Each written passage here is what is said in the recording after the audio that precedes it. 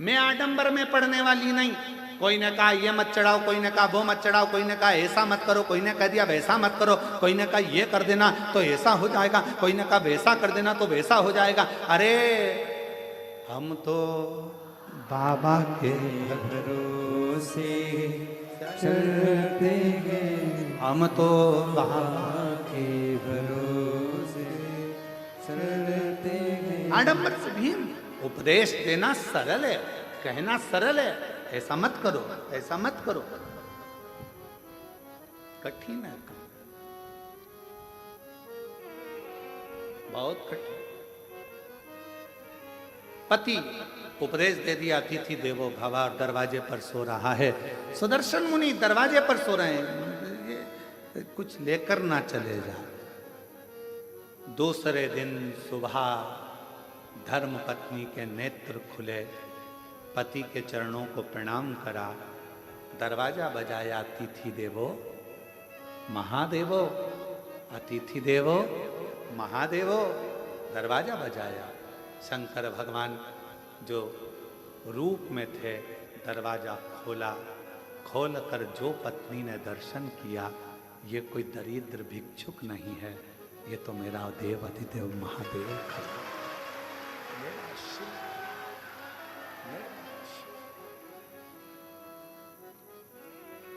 क्या देखा? अंदर झांक कर पत्नी ने देखा, पूरा दरवाजा सोने से लदा हुआ था। जिस कक्ष में रात्रि में शिव रुके थे, वो पूरा कक्ष हीरे और पन्नों से भरा हुआ था, अंबारियों से लदा पड़ा। पति को जगाने के लिए पत्नी गई, इतनी देर में मेरा देव अधिदेव महादेव चला गया, शंकर गया।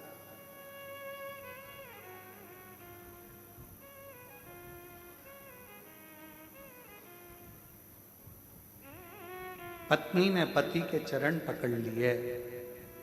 आपने कहा था अतिथि की सेवा करना, शंकर का दर्शन हो जाएगा, आपके बराबर दुनिया में कोई गुरु नहीं मिलेगा। आपके कहने पर मैंने अतिथि की सेवा करी और वास्तव में मुझे शिव का दर्शन हो गया, शिव का दर्शन। मुझे शंकर भगवान का दर्शन हो गया। ये कृपा नहीं तो क्या है, क्या है? मैं नहीं जानती थी कि वाणी पर भरोसा करा हुआ, शिव पर करा हुआ विश्वास एक ना एक दिन सुख प्रदान करता, आनंद प्रदान करता।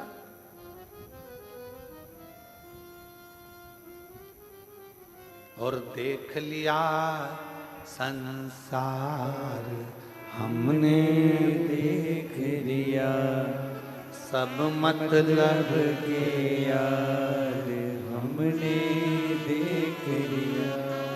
झूठे नाते झूठे रिश्ते, झूठे नाते झूठे रिश्ते, अरे झूठा है संसार हमने देख लिया।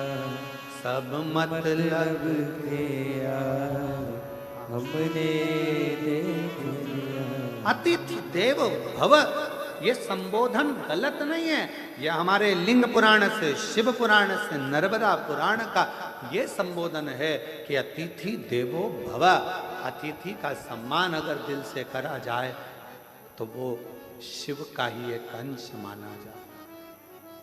यहाँ पर काशी वाले चतुर्वेदी जी आज आए हैं। कहाँ? ये काशी में जब कथा थी, हम विदा हो रहे थे, तब इनकी आंख में आंसू भरा हुआ था। इनकी धर्म पत्नी और ये दोनों, दोनों की आंख में आंसू था। और हमने पूछा, हम जा रहे हैं इसलिए रो रहे हो क्या? तो कहा नहीं, हम इसलिए नहीं रो रहे। तो हमने पूछा फिर रो क्यों रहे हो? कहा इतने सारे शिव भक्त काशी में आए, हो सकता है उनके भोजन की व्यवस्था में कुछ कमी रह गई हो तो आंख में आंसू भर रहा हो सकता। साधुता चतुर्वेदी दोनों। हो सकता है उनके सेवा में कोई कमी रह गई,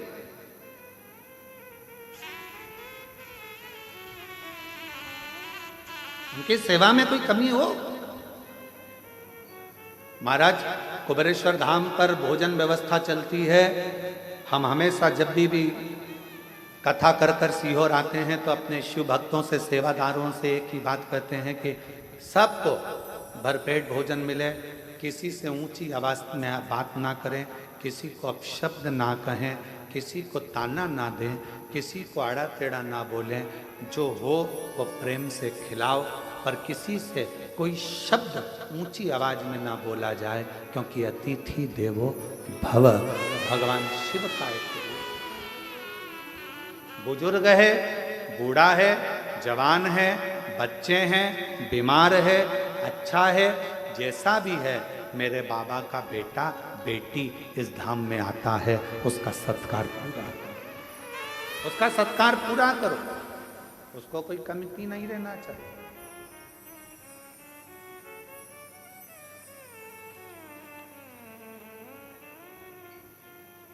उसको कोई कमती नहीं रहना चाहिए। ये आपके लिए नहीं आए हैं, ये मेरे देव अधिदेव महादेव के लिए आए हैं, मेरे शंकर के लिए। और जिसके लिए आए हैं उनके प्रति तुम्हारा कर्तव्य बनता है कि आप उनको भरपेट भोजन करें। और आपका भी कर्तव्य है, जितने शिव भक्त कुबेरेश्वर धाम पर आते हैं उनसे भी हमारा निवेदन है कि आपका भी एक कर्तव्य है, एक गंदगी मत होने देना। दूसरा, यहाँ आने के बाद में ऊंची आवाज में बात ना करते हुए प्रेम से बोलने का प्रयास करना। तीसरा, भोजन करो तो झूठा मत छोड़ना। चौथा, अपनी थाली अपनी प्लेट स्वयं मांजो, साफ करो और बाबा के भरोसे शिव नाम का जाप करो। यह अपना करो। नियत, नीति और नियम, ये तीन हमारे जीवन में श्रेष्ठता प्रदान करते हैं। अगर आपकी नियत सही है तो आपको दुनिया में कोई पीछे नहीं हटा सकता, आप बढ़ते चले जाओ।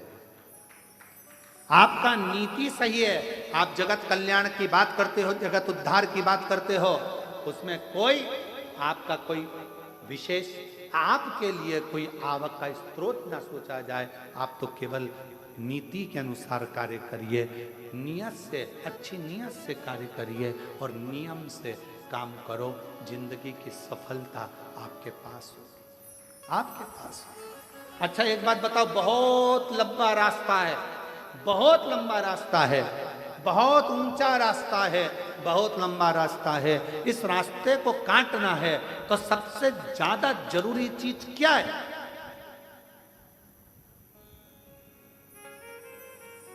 सबसे ज्यादा जरूरी चीज क्या है? रास्ते को काटना है। रास्ता लंबा है, मंजिल दूर है, ऊंचाइयां बहुत है, तो इस रास्ते को काटने के लिए सबसे जरूरी चीज क्या है?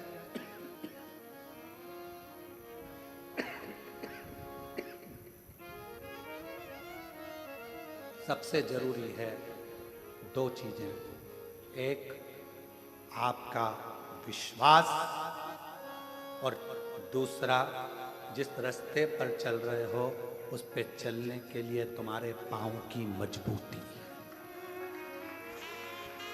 विश्वास, मजबूती। रास्ता कितना भी लंबा हो, पांव मजबूत हैं तो कितनी भी लंबी रास्ता हो वो तुम्हारे कदमों में होगा और तुम मंजिल तक पहुंच कर दिए।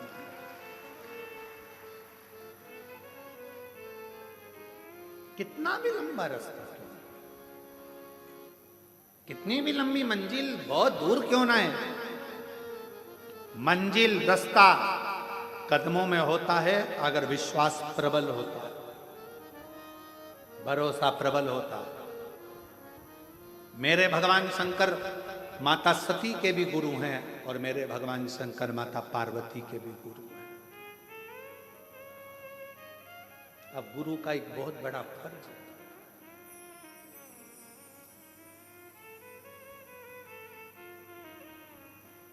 जितने चेलों को गुरु मंत्र मिलता है, जितने चेलों को गुरु गुरु मंत्र देता है, अगर वो चेला कोई गलत काम करता है तो सबसे ज्यादा चेले को कम गुरु को भोगना पड़ता है। किसको भोगना पड़ता है? गुरु को। क्योंकि उसने मंत्र दिया है, उसने जन्म दिया है दूसरा। इसलिए गुरु दीक्षा देने वाला गुरु अपने शिष्य को पहले परखता है। क्यों साहब, कितने साल कथा सुनी, कहां कहां सुनी, किस किस पंडाल में सुनी, सेवा करी, कथा सुनने के लिए गए थे?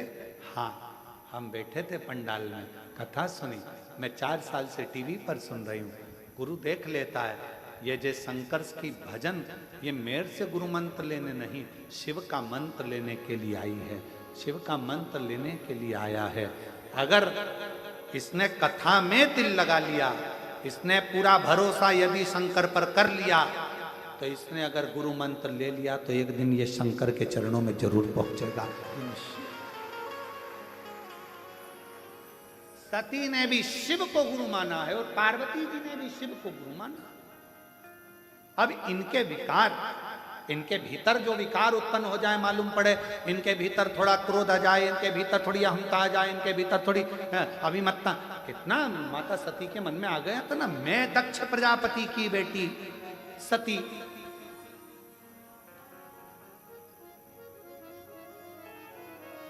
और मुझे कुंभज ऋषि के आश्रम में कथा सुनाने लेकर जा रहे।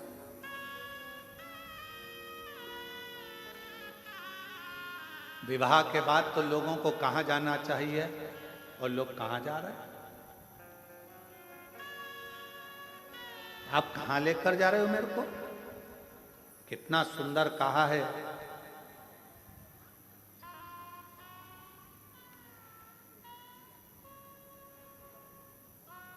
विवाह करने के बाद भी अगर तुम्हारी बुद्धि में ये बैठ जाए कि हमें गुरु के दरवाजे जाना है, कुबेरेश्वर धाम जाना है, भगवान के मंदिर जाना है, उसके बाद फिर कहीं जाने की सोचेंगे, तो समझ लेना कि तुम्हारे बहू और बेटा दोनों सार्थक हैं। साधु का एक स्वभाव सार्थकता है, साधुता है।